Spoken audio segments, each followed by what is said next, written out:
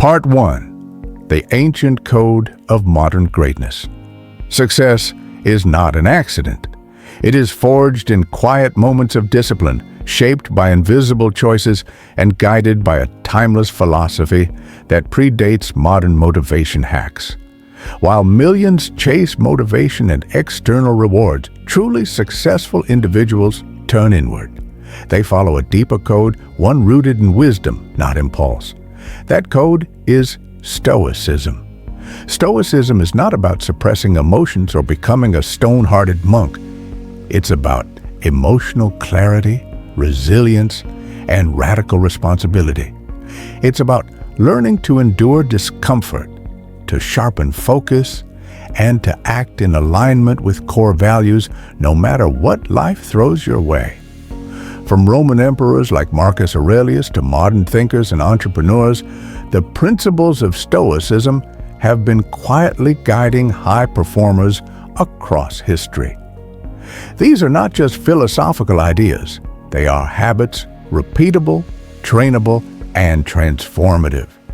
In this video, we'll explore the top 5 Stoic habits that every truly successful person follows, whether they realize it or not. These aren't motivational fluff, they are battle-tested mental disciplines. When applied consistently, they shape your identity, build unshakable inner strength, and ultimately lead to a life of excellence. Whether you're a student, a creator, an entrepreneur, or someone in the middle of a quiet reinvention, the Stoic path offers something rare in today's noisy world, a way to succeed with stillness, with virtue, and without needing the approval of others. Habit 1. Practicing voluntary discomfort. A single truth about modern life.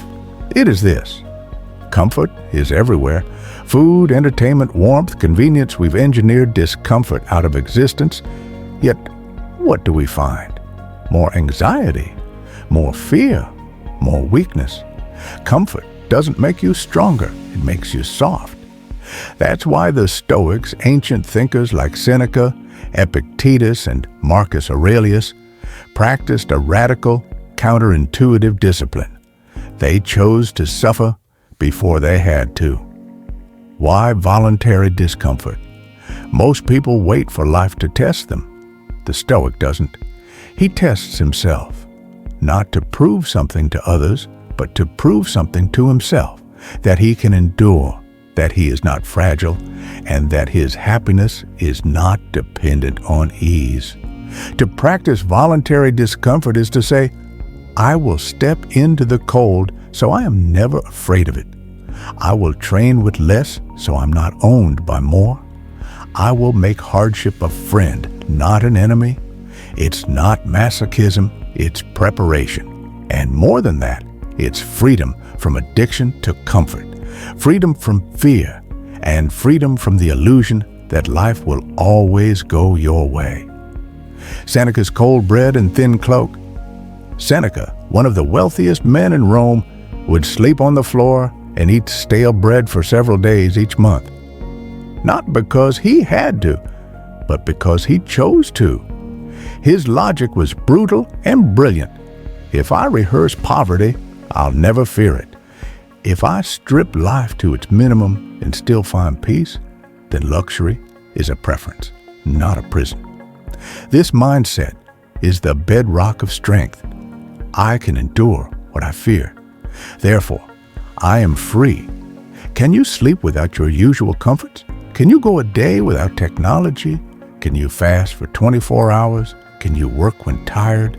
These aren't punishments. They're training grounds. Modern discomfort is a choice. Today, voluntary discomfort is harder because discomfort itself is rare. Everything is optimized for pleasure, but that makes the practice even more essential. Here are ways a modern Stoic can train. 1. Cold exposure. Take cold showers, not for Instagram clout, but to build resilience. When your body screams for warmth and you breathe calmly through it, you train stillness under stress. 2. Fasting, skip a meal, or 2. Or go a full day without food. Observe the urges, the hunger, the noise, and then notice how much of your fear around deprivation is just mental noise. 3. Digital abstinence. Try 24 hours without your phone, without music, without the endless stream of stimulation. You'll see how addicted you are, and then you'll learn to break that grip. 4. Sleep deprivation training. Don't aim to ruin your health, but occasionally choose to function at 70%. Train when tired, work when uninspired.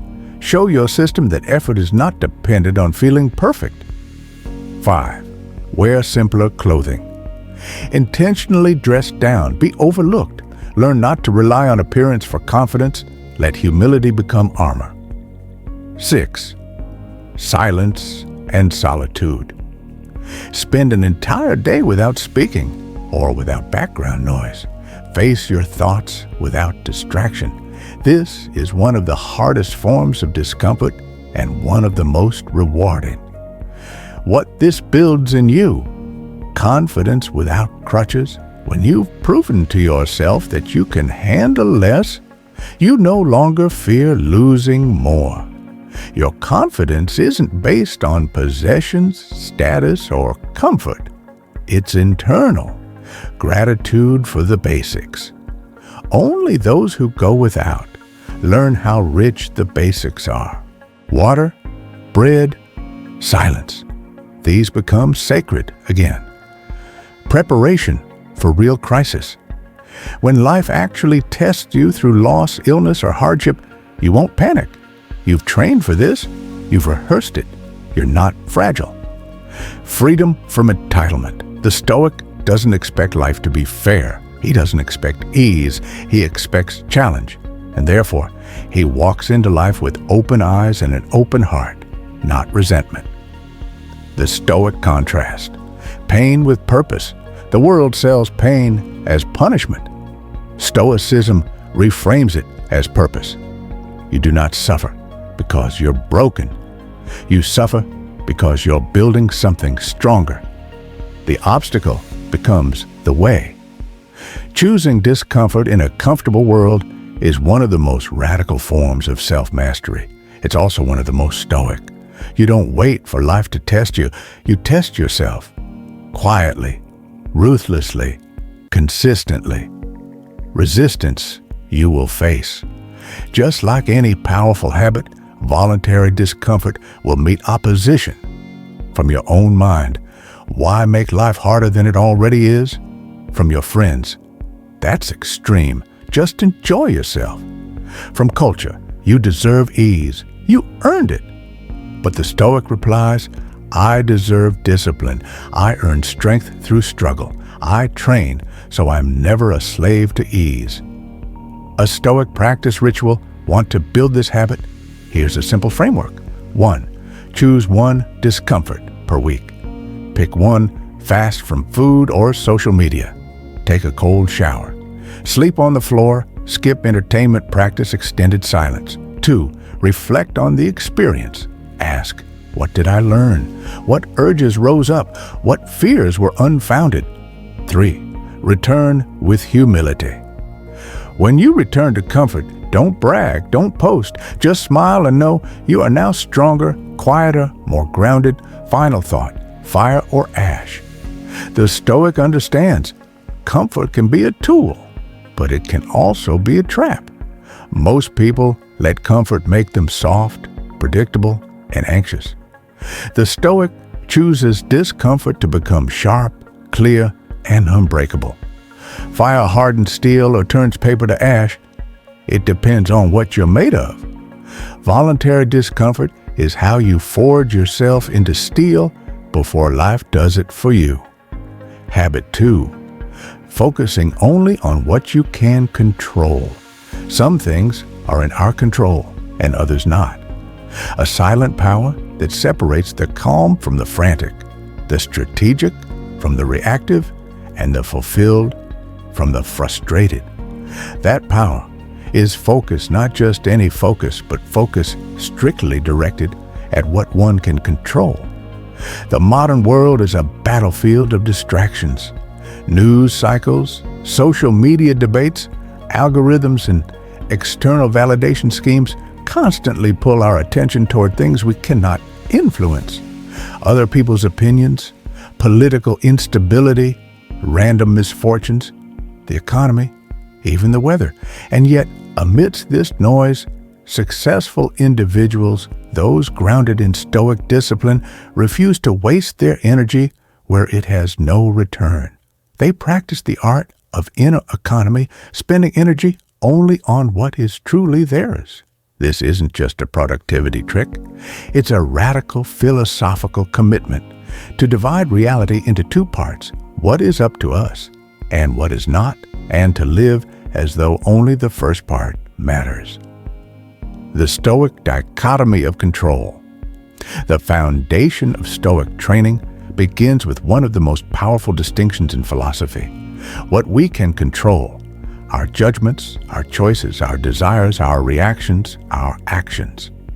What we cannot control, our bodies to an extent, our reputation, other people's thoughts, external events, the outcomes of our efforts. Most people live in reverse. They obsess over outcomes, opinions, and uncertainties, and neglect the only terrain they actually command themselves. But successful people, especially those who embody Stoic principles, live from the inside out. Their first question isn't, will this work? It's, is this in my control? And if the answer is yes, they move with clarity. If the answer is no, they let it go. Why this matters for success. Success isn't just about intelligence or ambition. It's about sustained clarity of action. Focusing only on what you control does three critical things. Protects mental energy. You stop spiraling over hypothetical problems or outcomes. Creates laser-like focus. You make better decisions because you aren't emotionally hijacked. Builds anti-fragility. You become harder to knock down because your well-being doesn't depend on external chaos. Think about high-level athletes. They can't control the crowd, the referee, or even the final score. But what they can control, their breathing, their training, their attitude becomes their entire universe. Think about business leaders. Markets fluctuate, competitors rise and fall. But what separates the successful from the mediocre is a commitment to disciplined action, even when uncertainty is high, especially then. Modern applications. Real-world Stoicism career. Setback. You don't control whether the company goes through layoffs. You do control your skills, your network, and your response. Stoics double down on action, not self-pity. Creative failure, your video flops. Your book doesn't sell. Stoics don't chase likes or sales. They focus on showing up, creating with integrity, and improving their craft. That is their domain. Social media drama. Someone misinterprets your words. Instead of arguing, a Stoic asks, did I act with honesty and respect? If yes, then let others judge as they will. That's outside your wall. Health scare. You don't control your genetics, but you do control your diet, sleep, attitude, and habits. So you act where you can, and you release the rest. The inner fortress. Detaching from outcomes. It's tempting to believe that discipline means controlling everything. But Stoicism teaches the opposite. True discipline means giving up the illusion of control. It means building your house not on the shifting sands of outcomes, but on the solid rock of effort, principle, and choice. This detachment isn't passivity, it's power. In the middle of plagues and wars, could write calmly in his journal, if it's endurable, then endure it. If it's not, stop complaining. Your destruction will mean its end as well. It's how you stay stable in a storm. Most people chase results and get disappointment. Stoics chase right action and often find that results follow, precisely because they weren't obsessed with them. A formula for daily practice. How you can build this habit into your everyday life. 1. Start the day with a dichotomy check. Ask yourself, what do I control today? Write it down. Make your to-do list from that list, not from your fears or other people's expectations. 2. Interrupt your stress loops. When anxiety rises, pause and ask, is this in my control? If yes, act. If no, drop it. This one question can save hours of rumination. 3. Detach from results. Instead of goal setting like I want 100,000 followers, shift to process goals. I will post one high-value piece of content every day. Outcomes are not yours. Discipline is. 4th, end the day with self-assessment. Ask, did I act where I had control? Did I surrender where I didn't? This reinforces the Stoic mindset and builds internal momentum. Resistance. You will face this habit is simple, but not easy. You will face resistance. Here's how it shows up. Ego wants control over everything. It fears surrender. Insecurity chases external validation instead of internal consistency. Culture rewards loudness, not groundedness. But remember, the Stoic doesn't need applause to act. They don't need certainty to move forward. They don't even need to win. They just need to stay aligned. This is how great identities are formed, not by success as the world defines it, but by fidelity to one's principles. Final thought. Control is a circle, not a line. Visualize your control like a circle. Inside the circle, your mind, your values, your effort. Outside the circle, everything else. Most people live outside their circle, reacting to every gust of wind. Stoics live inside the circle, and from there, they change the world not because they try to control it, but because they've mastered themselves. You have power over your mind, not outside events. Realize this, and you will find strength. True success isn't about manipulating the world, it's about mastering your response to it. The Stoic knows, when you own your choices, you own your life. Habit 3. Negative visualization. He robs present ills of their power, who has perceived their coming beforehand. One of the greatest misunderstandings in modern self-help is the blind obsession with positive thinking. People are taught to visualize success, abundance, praise, and comfort, always looking up, never down. But the Stoics knew better. They knew that expecting only the best leaves us unprepared, fragile, and easily broken. That's why they practiced a technique that might seem dark at first glance, but in reality, it builds profound strength. Negative visualization, the premeditation of adversity. This habit is not pessimism, it's preparation. It's not about living in fear. It's about cultivating fearlessness through rehearsal. What is negative visualization? Negative visualization is the deliberate act of imagining the worst-case scenario, what could go wrong, what might be taken from you, who you could lose, and how you might suffer before it happens. But the goal isn't to make yourself depressed. The goal is threefold. Reduce fear of loss, increase gratitude for what you have, train your mind for resilience under pressure. In other words, this is a Stoic mental armor. You face potential pain in your mind so that when reality brings it, you're not caught off guard. You've already been there in thought, in spirit. Why this habit is essential for success. Modern success often looks shiny and curated. Perfect outcomes, rapid wins, applause. But real success, the kind that endures, is built by those who can face chaos, setbacks, even tragedy, and continue moving forward with grace. what negative visualization gives you. 1. Mental immunity to adversity. You've already rehearsed failure. You've mentally faced bankruptcy, rejection, humiliation, illness, even death. So when hardship comes, your nervous system doesn't panic. You've trained for this. 2. Unshakable gratitude. When you imagine losing what you love, your home, your health, your loved ones, you stop taking them for granted. Gratitude is no longer abstract. It's urgent and real. 3. Better decision making. Fear of the unknown often leads to hesitation. But when you visualize the downside clearly, you stop being ruled by it. You make sharper, braver choices. 4. Less entitlement, more appreciation.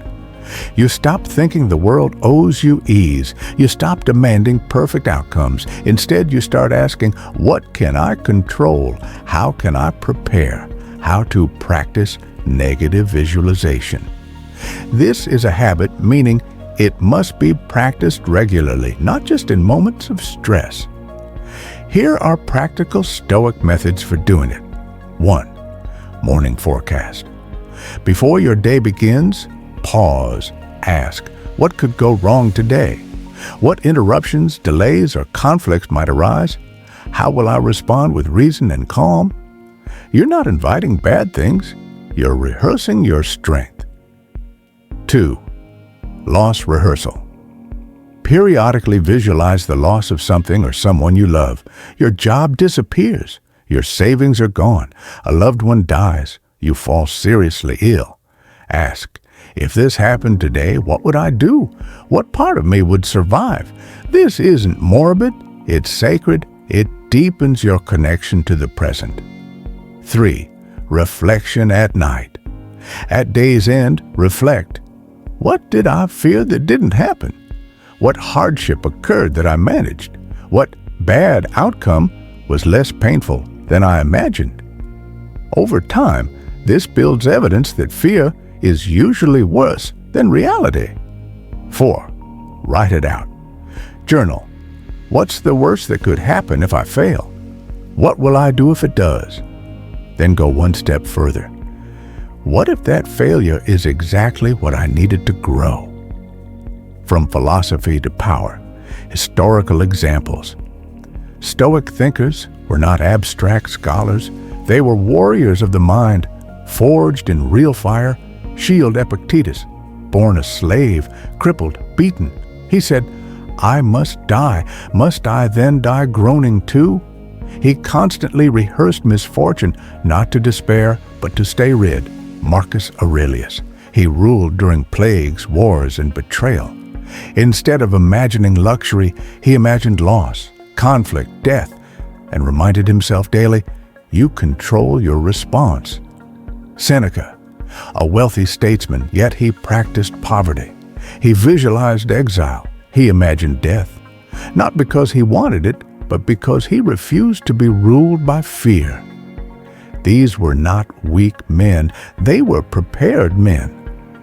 Common misunderstandings.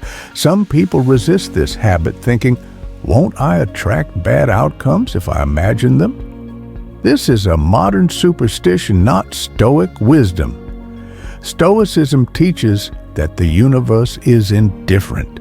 It's not controlled by your thoughts. But your reaction to the universe, that's yours. And negative visualization trains that reaction like a warrior prepares for battle.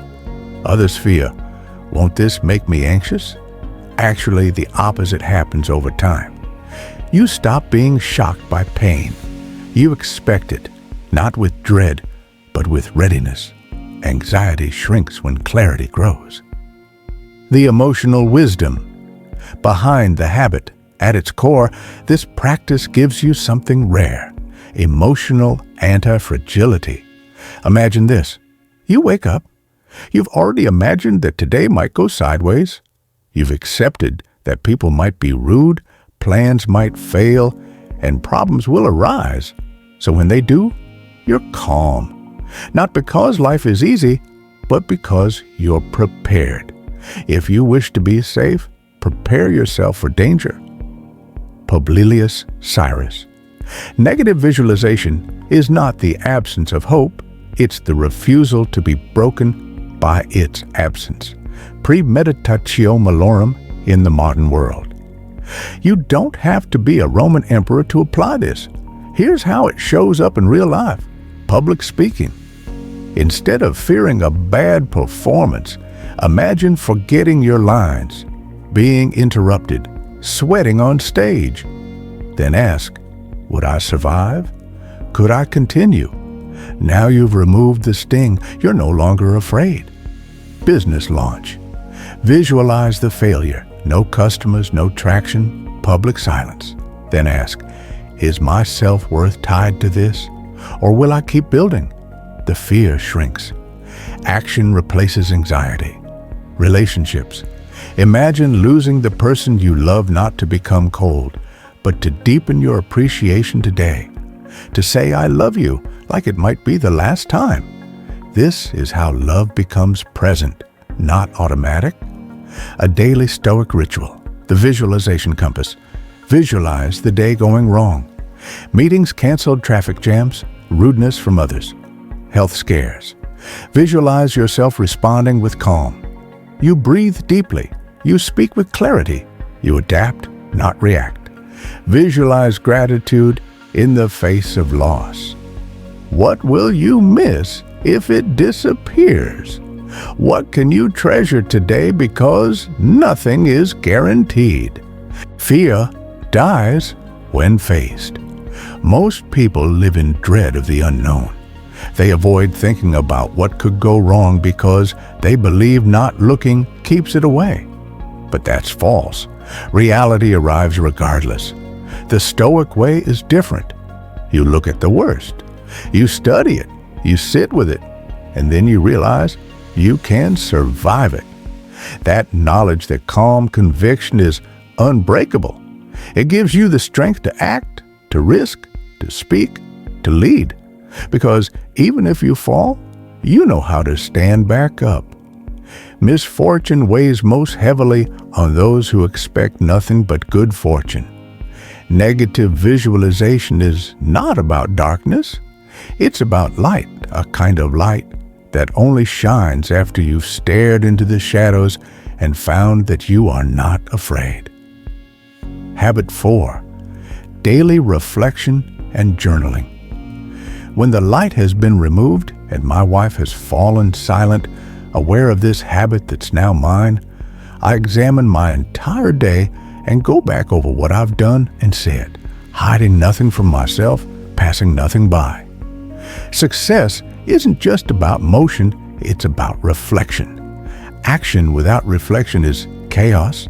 Motion without awareness leads to aimless effort, burnout, and ego. That's why every Stoic, no matter how busy, powerful, or weary, carved out time every single day to reflect and record. This habit, daily journaling, is not about writing pretty words. It's about truth. It's about confronting yourself. And it is one of the most powerful Stoic tools for identity, discipline, and inner clarity. Journaling, a mirror for the soul. The Stoics understood that life is too fast, too filled with noise, distraction, and urgency to see clearly unless you pause. Journaling is the pause, the mirror, the examination. An unexamined life is not worth living, Socrates famously said. The Stoic would add, an unexamined day is not worth repeating. Daily reflection allows you to review your progress, analyze your failures, anchor your values, reconnect with your higher self. Without this habit, life passes by in a blur. With it, life becomes a deliberate act of self-authorship. The nightly practice of Seneca. Seneca wrote that each night before bed, he would ask himself 3 questions. What wrong did I do today? What good did I do today? What duty did I leave undone? He would mentally replay his day like a general reviewing a battle, not with cruelty, but with clarity, not with shame, but with a desire to grow. This daily audit didn't make him perfect, it made him aware, and awareness is the first step toward mastery. Why daily journaling matters for the modern Stoic today. The modern world is distracting by design. Algorithms fight for your attention. Stress hijacks your mind. Emotion clouds judgment.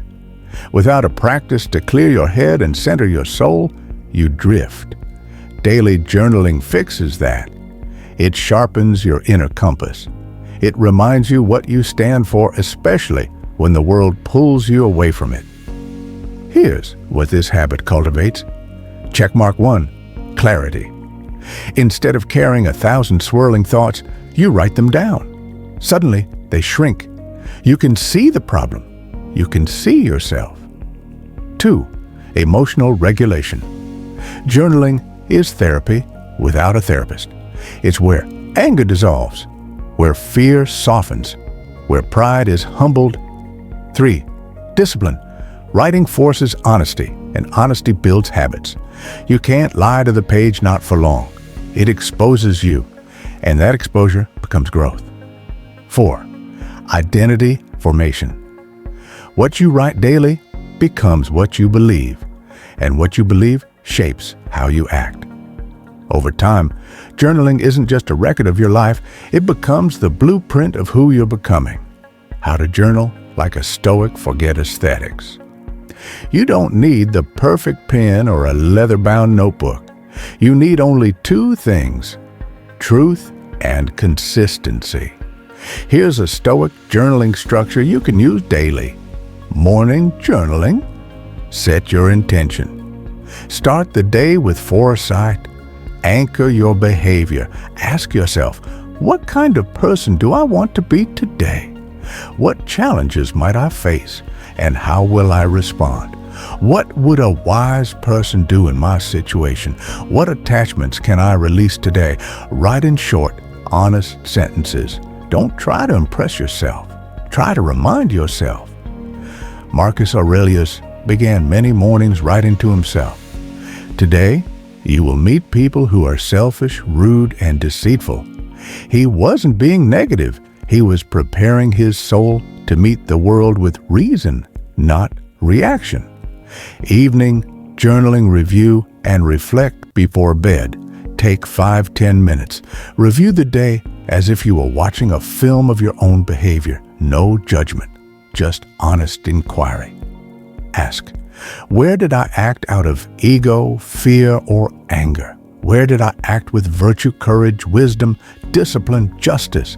What lesson can I carry into tomorrow? This is where you refine your character. It's where you catch your patterns.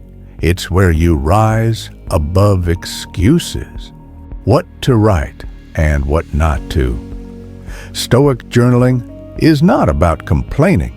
It's not about endlessly spiraling in emotion. It's about discipline of thought. Write observations of your behavior, questions you're wrestling with, Stoic quotes, and your interpretation. Short reflections on pain, joy, and response. Areas of weakness without shame. Plans for improvement. Don't write blame, others, life, luck, excuses, endless venting, fantasy, or delusion. The page is not a stage, it's a forge. You go there to burn away what's false and emerge sharper. Stoic prompts to rotate through. If you want variety, try these journal prompts. What did I avoid today and why? Where did I speak more than necessary? What fear did I let control my behavior? What am I clinging to that I must release? How did I practice courage today? What would Epictetus say about my choices? Over time, these questions shift your thinking. You begin to carry them not just on paper, but in your blood. The discipline of daily self-examination. This habit, practiced for years, turns you into something rare, a person who sees themselves clearly. You don't blame luck. You observe patterns. You don't make excuses. You track behaviors. You don't fear feedback. You give it to yourself. This is how discipline is formed, not from motivational videos or perfect conditions, but from daily contact with truth. Journaling and identity, the silent architect. You become what you write, and not just once, but repeatedly. That's why Stoics used journaling as a tool for identity formation. Marcus Aurelius didn't write his meditations for the world. He wrote them for himself to remember who he was trying to be, not just who he had been. You can do the same. A page a day becomes a compass. A compass becomes a path. A path becomes a life. The resistance to reflection. This habit sounds simple, but it will meet resistance. I'm too tired. I already know what I did wrong. This feels pointless. That's the ego talking. That's comfort avoiding confrontation. That's exactly why you must write. Because truth only grows in silence and solitude. Look well into thyself. There is a source of strength which will always spring up if thou wilt always look. The journal as a weapon and a sanctuary. Your journal is two things at once. A weapon, cutting through lies, bias, and illusion. A sanctuary, a place where no one watches, no one judges, and you can be exactly who you are, flawed, aspiring, honest. Over time, it becomes a sacred habit. You feel it when you miss a day. You realize this isn't just writing, it's returning to your highest self. The battle is won in review. The Stoic doesn't drift through life. He examines it. He reviews his days like a sculptor inspects his statue, not for perfection, but for progress.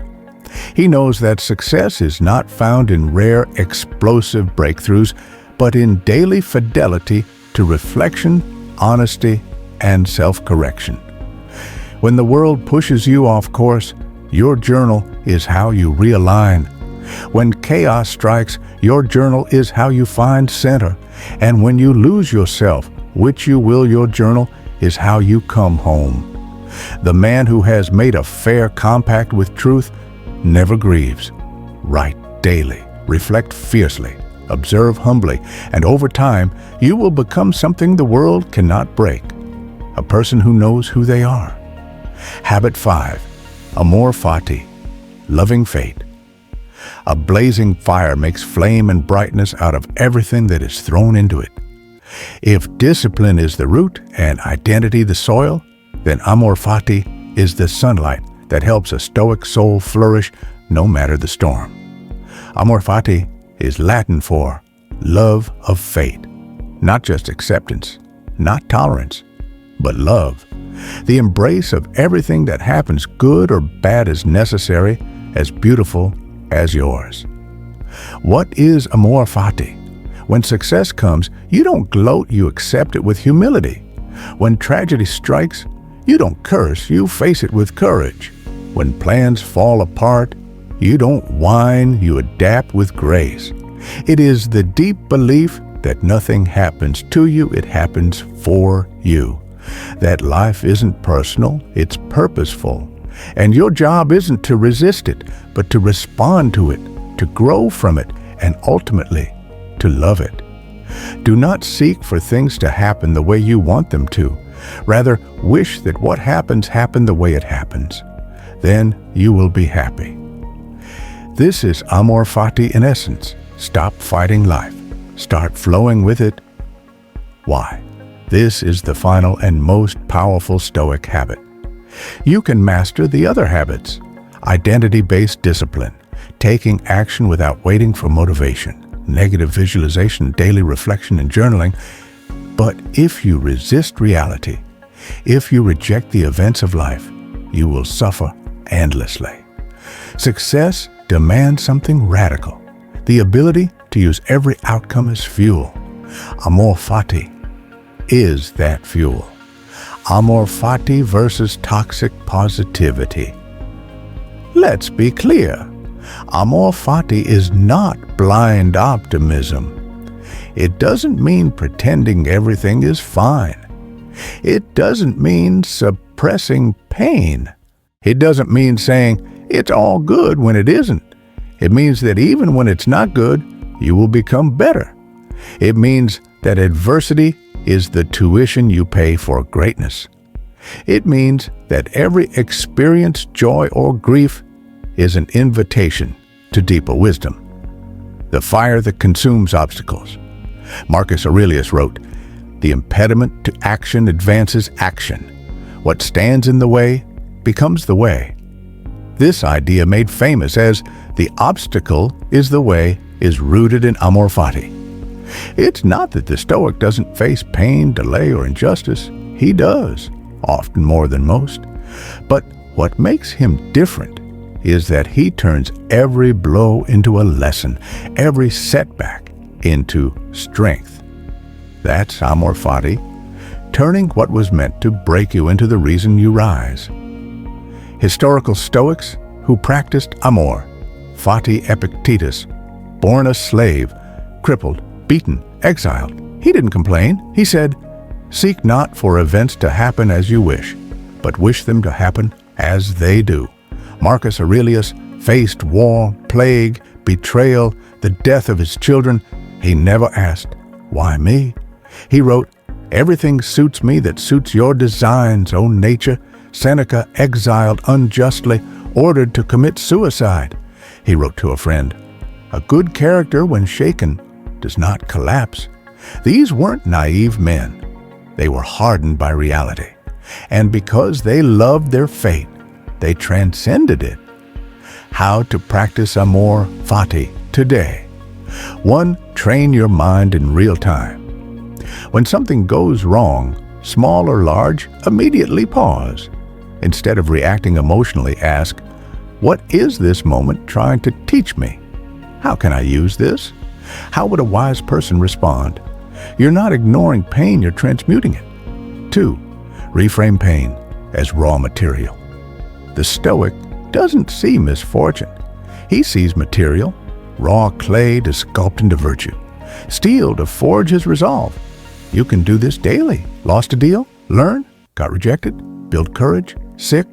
Cultivate gratitude and patience. Every event is either a test of who you are or a tool for who you could become. Amor fati turns both into fuel. 3rd, journal in reverse. At day's end, instead of just reviewing what went wrong, thank the day for its trials. Right. Thank you for the delay that tested my patience. Thank you for the mistake that made me learn. Thank you for the person who challenged my ego. This rewires your brain. Gratitude replaces resentment. Power replaces passivity. Turning fate into fire. Modern examples. Let's look at real-world echoes of amor fati. Elon Musk. He lost fortunes. His rockets exploded. He was ridiculed. But every failure became momentum. Every mockery became motivation. He doesn't just accept fate. He feeds on it. David Goggins, abused, overweight, failing. He turned that pain into obsession, then into greatness. He says, suffering is the true test of life. Viktor Frankl, imprisoned in Auschwitz, watched his family die. He wrote, "Everything can be taken from a man but one thing, the last of the human freedoms to choose one's attitude." This is amor fati, not in theory, in blood and breath and scars. The 3 levels of amor fati. Level 1, acceptance. You no longer resist what is happening. You say, "This is my reality. I will face it." Level 2, use it. You ask, "How can I turn this into strength?" You begin to act. You make meaning. You transform the wound. Level 3, love it. You look back and say, "I wouldn't change it. It made me who I am. I love it, not despite the pain, but because of it." This is not immediate. It takes reflection. It takes practice. But once reached, this mindset is unbreakable. Amor fati as a way of life. Imagine a person who never resents hardship, never complains, never asks, "Why me?" Now imagine that person in a position of leadership, a family, of pressure. They become a force of nature, calm in chaos, grateful in struggle, fierce in adversity. This is what amor fati makes possible. Not just success, but sovereignty, a kind of spiritual royalty. You rule yourself, and therefore, you can't be ruled by events. The daily mantra of amor fati. Repeat to yourself daily, whatever happens today, I will use it. I will not resist it. I will not curse it. I will turn it into fire. I will make it mine. This is not magical thinking. This is mental training, and it is how Stoics survive what destroys others. The beauty of all that is amor fati is the Stoics' final lesson.